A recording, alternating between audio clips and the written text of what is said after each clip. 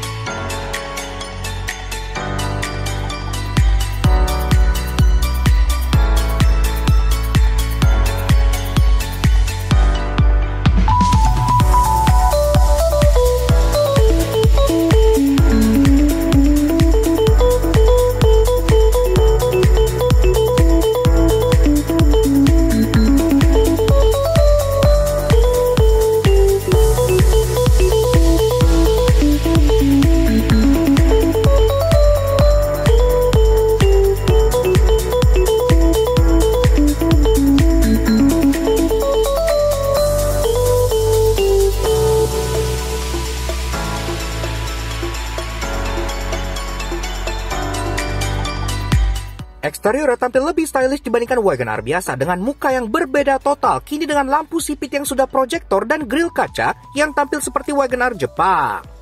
Nah, Auto Junkies, Suzuki Karimun Wagoneer Stingray tahun 2021.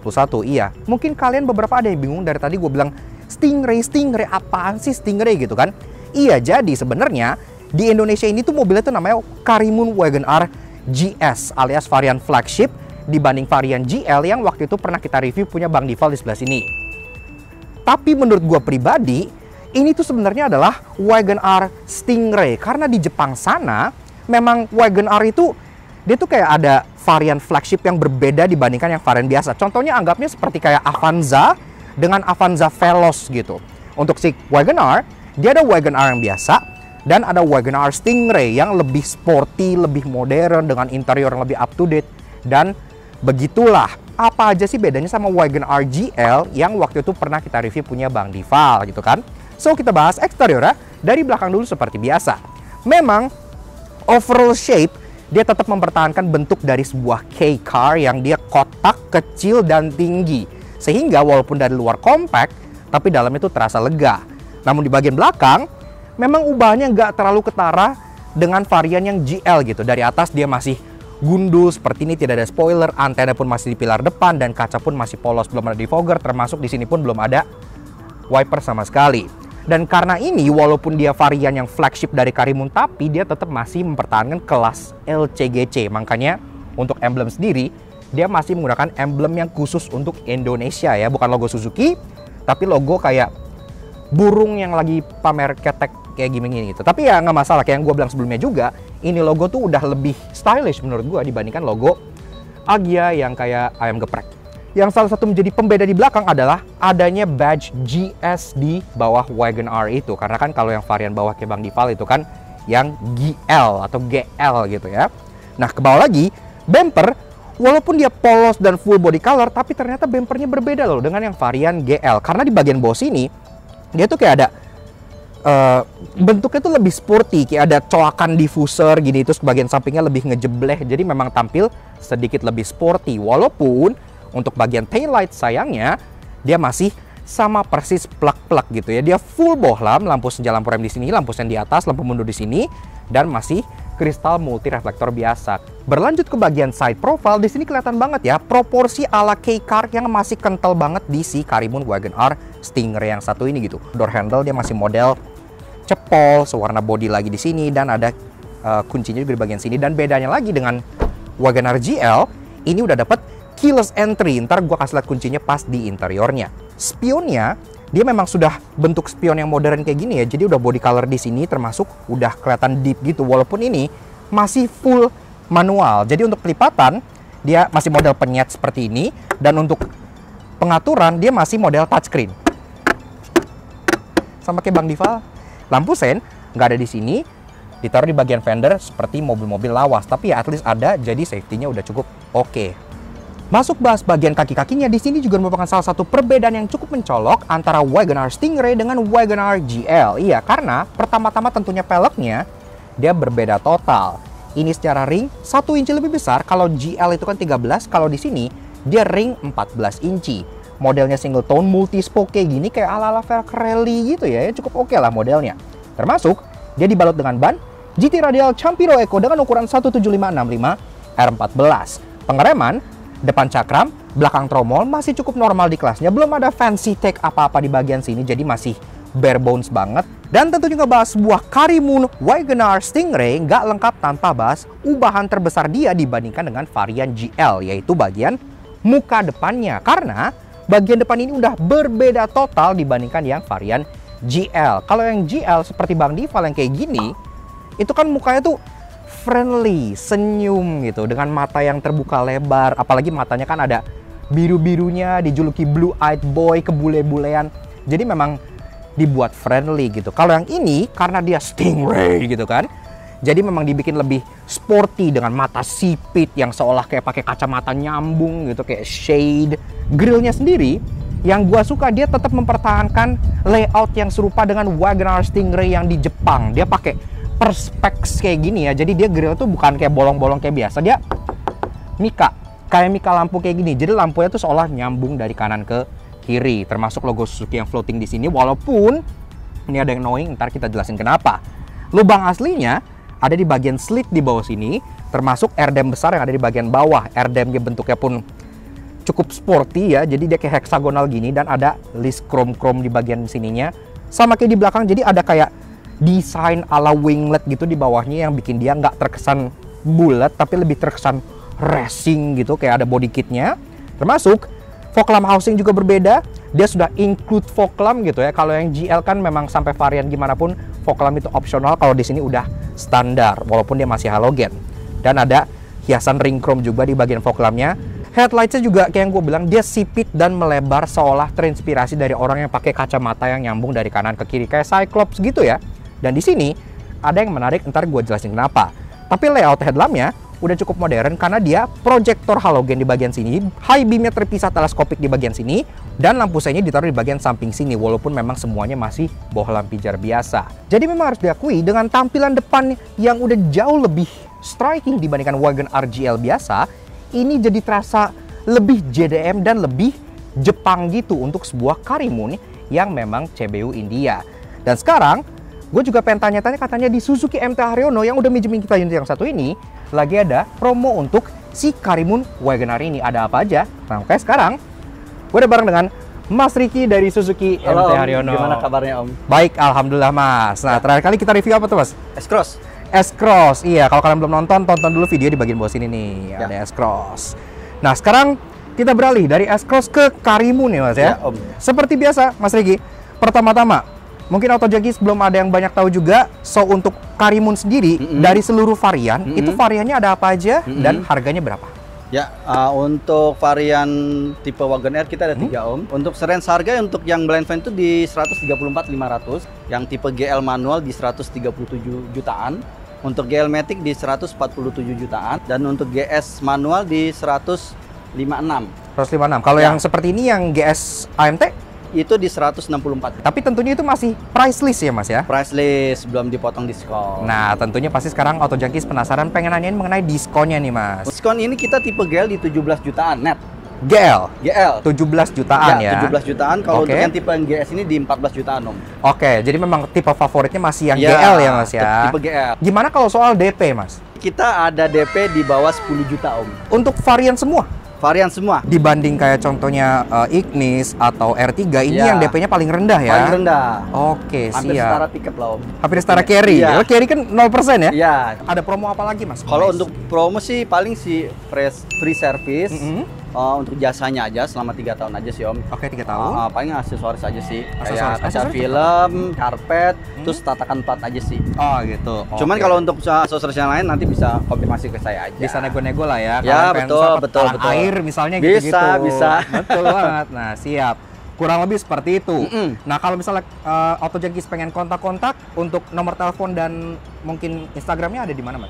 Kalau untuk nomor saya itu di 0811 11078000 dengan Ricky, atau bisa dengan rekan saya Mas Ali. Oke, Mas itu Ali. di 0858 80 82 80 12. Wait, sampai nomor telepon rekannya hafal nih? Iya. Oh, mantap. Atau kalau kalian pengen tahu lebih lanjut, pengen Ya. kontak-kontak, pengen main-main ke showroom, pengen test drive juga boleh ya, Mas? Boleh, ya? boleh. Kalian bisa langsung datang ke Suzuki MT Haryono Ya. di Wisma Indomobil. Ya, Wisma Indomobil. Siap. Oke, thank you banget. Sama-sama Mas Om Ricky. Opot, sehat Udah. selalu Om. Sama-sama, thank you banget juga udah minjemin Ya. kita unit yang ini karena kita juga belum pernah review nih. Siap Om. Nanti kalau ada yang blind fan boleh. Boleh. Boleh banget. Atau ada unit Suzuki lain mungkin yang langka kayak carry minibus. Boleh, nanti kita atur Nanti jadwal kita aja, atur. Om. Oke, siap. Thank you banget Mas Ricky. Sama-sama Om. Siap. Sekarang kita lanjut ke interior.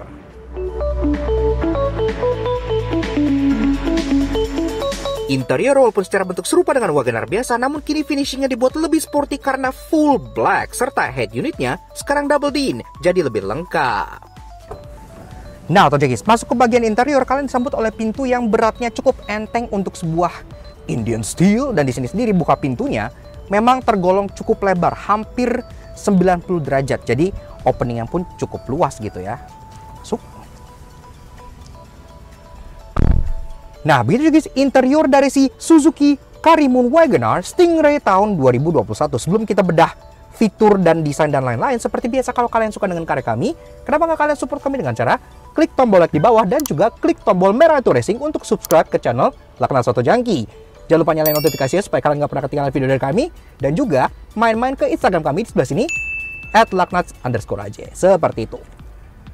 Lanjut, kenalan dengan kuncinya ya, yang memang ini salah satu perbedaan yang major juga dibandingkan yang varian GL. Karena kuncinya, dia sudah dengan built-in alarm kayak gini. Kuncinya kayak kunci Suzuki dari tahun kapan tahu.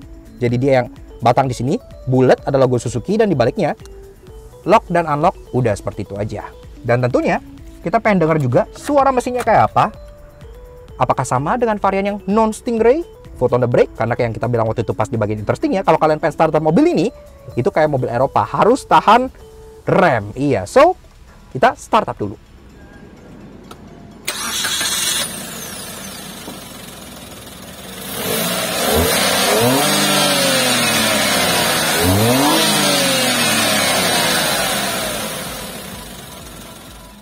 Nah, Auto Junkies, bicara soal berpacu mesin dari si Karimun Wagoner ini, karena ia made in India, tentu tidak mengikuti regulasi kayak car di Jepang, jadi masih di atas 600 cc. Lebih tepatnya, 1000 cc K10B inline 3 DOHC, tenaganya 67 horsepower dengan torsi 90 Nm, yang dimate ke transmisi 5-speed AGS berpenggerak roda depan. 0-100 tuntas dalam 18 detik, ya memang agak cupu, tapi at least konsumsi BBM-nya cukup oke. Dalam kota, kita bisa dapat 1:14.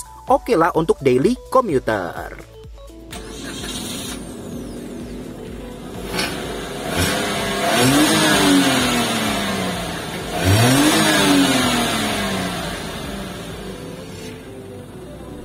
Alright, lanjut untuk bahas interior dari si Karimun Wagoner Stingray. Dan yang pertama-tama terlihat berbeda dengan Karimun Wagoner GL adalah kombinasi warna interiornya. Karena kalau GL dia kan kombinasi antara hitam dengan kayak beige gitu di bagian bawahnya, sehingga interiornya terkesan lebih lively, lebih happy, dan lebih lega. Tapi tidak di sini, karena Stingray is all about sportiness. Makanya sekarang interiornya sudah full black, dari dashboard, door trim, jok, semua sudah full hitam supaya nuansanya lebih sportian gitu ya. Termasuk ada beberapa aksen, kayak contohnya di sini aksen chrome di lingkaran AC-nya supaya sedikit lebih mewah. Di sini glove box belum soft opening, tapi dia cukup lega, jadi udah cukup oke banget. Termasuk ke bagian center console, ini memang dia sama polosnya sama yang varian GL, tapi at least untuk head unitnya sendiri dia sudah mendapat upgrade. Karena kalau di GL dia single din, sekarang di Stingray dia sudah double din seperti ini dengan function yang tentu lebih lengkap. Udah ada CD di sini, ada input juga untuk USB di bagian sininya. Jadi udah semua lumayan oke lah untuk sehari-hari kalian gitu ya. Nah, bawa lagi tombol hazard di tengah yang kesepian sendirian, Dan untuk bagian climate controlnya sama, masih model putar-putar, fan speed di kiri, chiller di kanan, dan sama-sama belum ada arah sembur maupun pengaturan untuk heater juga nggak ada sama sekali. Jadi seperti ini aja. Open storage lagi di bagian bawah sini, karena kan open storage di atas ini udah ngilang karena ketutup double din gitu ya. Jadi dikasih di sini, dan dashboard pun sama, masih model floating dash. Jadi interior terkesan lebih lega. Termasuk bawah sini ada open storage lagi, ada 2 buah cup holder yang layoutnya miring, dan juga di bagian sini ada transmisi AGS yang menjadi andalan dari si Karimun Wagon R. Iya, karena kan katanya manual bisa, matic bisa, best of both worlds. Memang agak jerky, kita harus akuin gitu ya, ditambah lagi dengan kombinasi mesin 3 silinder. Tapi ya untuk dalam kota it's still okay gitu. Nah, di sini sendiri di transmisinya ada yang menarik selain yang waktu itu gue bilang, ntar gue jelasin kenapa. Ke belakang lagi ada coin slot di bagian tengah yang kalian bisa nyimpen receh, parking brake di sini hydraulic, dan ke belakang lagi di sini pun ada cup holder untuk baris kedua. Joknya dia modelnya all fabric emang, tapi at least dia nggak yang terlalu polos amat. Di bagian backrest dan di bagian buttress ini ada kayak pattern garis-garis yang bikin interiornya terkesan lebih niat desainnya. Termasuk di bawah jok ini ada yang menarik, ntar gue jelasin di bagian interestingnya. Pengaturan dia udah bisa sliding dan udah bisa reclining, walaupun memang dia nggak ada seat height adjuster, tapi posisi mengemudi itu sudah di posisi yang cukup tinggi. Jadi memang khas dengan K-Car, manuvernya tuh gampang.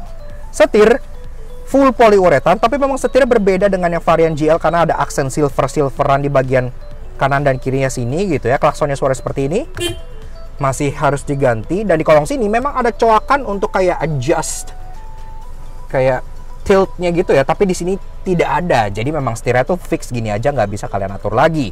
Kemudian speedometer ini masih serupa dengan yang versi GL karena dia nyalanya tuh ember berpendar gitu, dan di sini sendiri masih tetap dapat tachometer, jadi udah cukup oke. Termasuk di bawahnya ada MID kecil yang memang ini nggak bisa disebut MID gimana-gimana karena cuma ada gear indicator, ada fuel gauge, dan ada kayak odometer, trip A, trip B, dan untuk mengatur kecerahan dari speedonya. Udah seperti itu aja. Ke kanan di bawah sini ada open storage buat kalian nyimpan beberapa karcis gitu ya, termasuk ada tombol untuk saklar fog lamp. Iya, karena untuk varian GS alias Stingray ini fog lamp udah comes as standard, walaupun nggak menyatu di tuas ya, dia masih pencetan di sini, modelnya masih kayak aftermarket gitu. Door trim dia full plastik dari atas sampai bawah, tapi at least dia tetap ada kayak panel kotak yang bisa kalian lapis kulit atau fabric sendiri di bagian situ gitu. Jadi ya nice thought. Termasuk ada aksen silver di bagian armrestnya, dan untuk power window dia sudah ada, tapi hanya untuk bagian depan doang, karena untuk bagian belakang dia masih window by power. Ke bawah ada tempat lagi door pocket yang memang agak kecil, jadi kalian nggak bisa nyimpen botol atau gimana, hanya untuk beberapa dokumen aja gitu. Kemudian ke atas di sini juga kaca belum ada day night view, jadi kalian masih ada stuck begini aja, termasuk ada dome light yang di sini bisa fungsi door, dan juga ada 2 buah sun visor yang di kiri polos, yang di kanan hanya ada card holder aja. Kurang lebih di bagian depan seperti itu. Kayak apa di belakang? Yuk kita cek baris keduanya. Untuk masuk ke baris kedua, pintunya pun sama entengnya sama yang depan, termasuk bukanya bahkan lebih lebar lagi. Ini exactly udah 90 derajat gitu ya. Jadi memang cukup mudah, ditambah atap yang justru bukan sloping, makin ke belakang makin naik. Iya, jadi pala tuh gampang banget masuknya. Nah, oke. Nah, begini aja guys, rasa duduk di baris kedua dari si Suzuki Karimun Wagon R Stingray tahun 2021. Ini sendiri jok udah gue set ke posisi mengemudi gue tingginya 170 cm. Di sini layaknya K-Car kayak yang GL juga, memang ruangannya itu sangat juara banget gitu ya. Untuk mobil sekecil ini gue masih ada ruangan kurang lebih 7 jari, which gede banget gitu. Termasuk di kolongnya kalian masih bisa molosin kaki sedikit gitu, walaupun untuk bagian driver itu nggak bisa selega yang bagian passenger, karena di bagian bawah driver itu ada apar yang disimpan di bagian kolong sebelah sini. Headroom jumawa hampir 8 jari bahkan, karena memang ini kayak yang gue bilang makin ke atas tuh makin naik, bukannya sloping. Jadi jarang loh mobil yang makin ke atas, justru makin ke belakang tuh makin naik gitu ya. Jadi lega banget. Dan juga di sini jok sama kayak di depan dia all fabric dan ada aksen kayak garis-garis gitu di bagian sininya, dan dia memang secara headrest masih model yang fix ya. Jadi semua jok modelnya tuh pocong, termasuk kalau kalian duduk enak di sini, emang headrestnya agak terlalu pendek gitu ya. Jadi enaknya tuh buat tidur. Kalau buat tidur kayak gini gitu masih oke lah. Kalau kalian pengen taruh 3 orang, Shoulder room memang agak terbatas karena kan mobilnya walaupun tinggi dia tidak lebar, tapi at least di bagian bawah sini humpnya itu nggak ada sama sekali. Jadi kalian masih bisa taruh kaki penumpang tengah di bagian tengah sini tanpa masalah sama sekali. Tapi di bagian tengah sini seperti yang kalian lihat, headrestnya rata, jadi tidak ada headrest. Otomatis kalau drivernya ugal dia bakal kayak calon patah leher gitu ya. Tapi ya seperti itulah. Nah, untuk penyimpanan ada satu buah cup holder di tengah belakang sini dan hanya satu. Jadi kalau buat 2 orang di sini harus adu jotos dulu siapa yang ke bagian cup holder. Termasuk ada seat back pocket yang lagi-lagi hanya satu karena di bagian driver tidak ada, hanya di bagian passenger sini doang. Door trim tidak ada penyimpanan apa-apa dan nggak kayak di depan, nggak ada aksen silver di bagian sini sama sekali. Jadi full black, hanya ada door handle yang dilapis chrome. Power window sama kayak yang gue bilang, jadi masih window by power, masih engkol gitu ya, walaupun dia varian yang udah flagship untuk ukuran Karimun. Jadi seperti itu aja. Ya, nggak ada apa-apa lagi di sini. Jadi memang yang juara itu adalah ruangannya gitu ya. Ruangannya oke lah gede, walaupun dia agak miskin fitur. Tapi gimana bagian bagasinya? Yuk kita cek ke bagian bagasi. Oke, lanjut untuk bahas bagian bagasi dari si Karimun Wagon R Stingray. Dan sama problemnya kayak yang di GL, dia memang belum ada pembuka bagasi dari bagian luar sini gitu ya. Jadi kalau kalian pengen buka, antara pakai kunci atau ada tuas di bagian driver sebelah kanan dekat tuas buat buka tangki bensin. Dan ini pun annoyingnya sama kayak yang di GL juga. Jadi kalau kita buka bagasinya, terus kita tutup pintunya dengan kencang, ini otomatis akan ngunci lagi. Terus jadi tutup pintunya harus lembut karena pressure-nya kan berbeda gitu ya. Nah, kita tutup pintu dengan lembut seperti itu.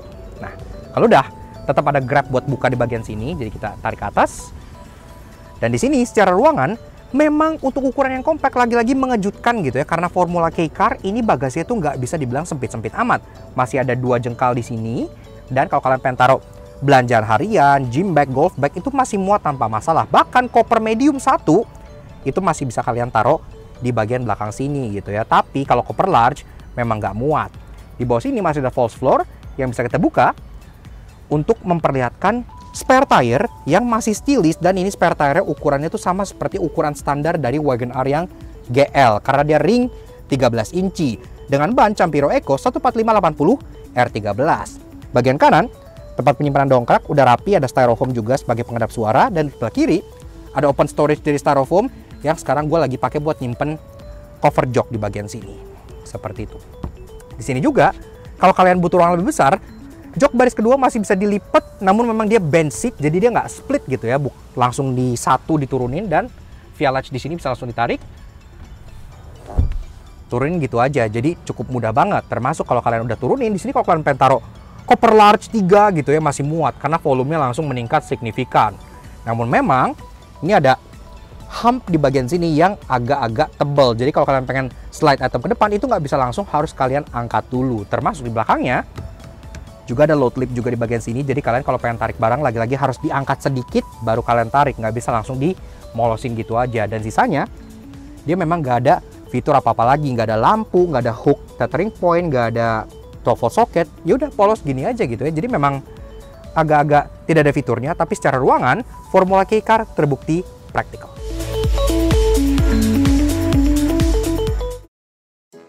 Walaupun dia lebih gaya dibandingkan Wagon R punya Bang Dival, namun karena versi India berbeda dengan Jepang, pasti ada yang menyebalkan. Karena itu inilah 3 hal yang kami temukan di Suzuki Karimun Wagon R Stingray. Grill alami cover specs kayak gini sebenarnya bikin tampilan lebih futuristik karena dia seolah nyambung ke bagian lampunya gitu ya. Tapi penempatan logo Suzuki di sini itu nggak kayak contohnya Civic Euro atau Mazda Biante bagian belakangnya gitu ya, yang ditaruh di bagian dalam.